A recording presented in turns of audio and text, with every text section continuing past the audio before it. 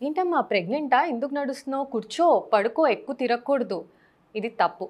ప్రెగ్నెన్సీలో నడవకూడదు, తిరగకూడదు, పడుకోవాలి, కూర్చునే ఉండాలి అని అంటే చాలా తప్పు. మీరు రోజు చేసే యాక్టివిటీస్ ఎలా ఉంటున్నారో అలానే ఉండండి. ఎక్కువ బరువులు ఎత్తద్దంటాం కానీ జనరల్గా మీరు చేసే యాక్టివిటీస్ చేసుకోవచ్చు. ఇన్ఫ్యాక్ట్ ఎక్కువసేపు కూర్చుని పడుకుని ఉంటేనే ఎక్కువ హార్మ్ఫుల్ అది మీకు. అన్లెస్ అండ్ అంటిల్ మేము మీకు చెప్తే కానీ బెడ్ రెస్ట్ తీసుకోమ్మా అని చెప్తే కానీ మీకు తీసుకోవాల్సిన అవసరం అయితే లేదు. ఇంకోటి ఇదైతే భలే నవ్వొస్తుంది నాకు.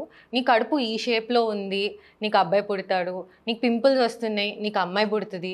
ఇయన్నీ అసల ఉండవండి. కడుపు షేప్ బట్టి, లేకపోతే మీకు హెయిర్ గ్రోత్ బట్టి, హెయిర్ లాస్ బట్టి, జెండర్ ఆఫ్ ద బేబీ అనేది అబ్బాయా, అమ్మాయి అనేది తెలీదు. ఇలాంటివి మీరు అసల పట్టించుకోకండి.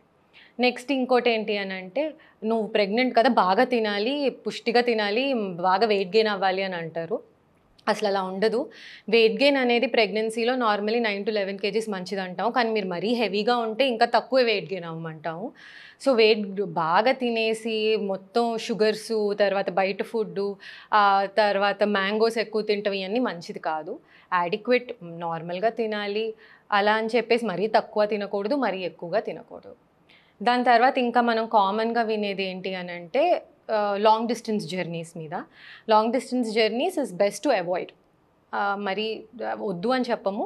బెస్ట్ టైమ్ టు ట్రావెల్ ఏంటి అనంటే సెకండ్ ట్రైమిస్టర్ అంటే 4, 5, 6 ఈ నెలల్లో ట్రావెల్ చేయడం కొంచెం better. But better to avoid long distance journeys.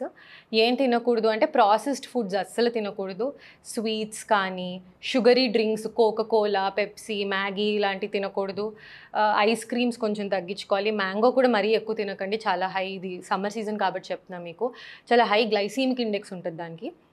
So half mango అలా తింటే good. But definitely consult your doctor for your food habits. Because అదేంటంటే మీకున్న మెడికల్ కండిషన్స్ బట్టి కూడా ఉంటుంది ఏమి తినొచ్చు, ఏమి తినకూడదు అనేది. Thank you.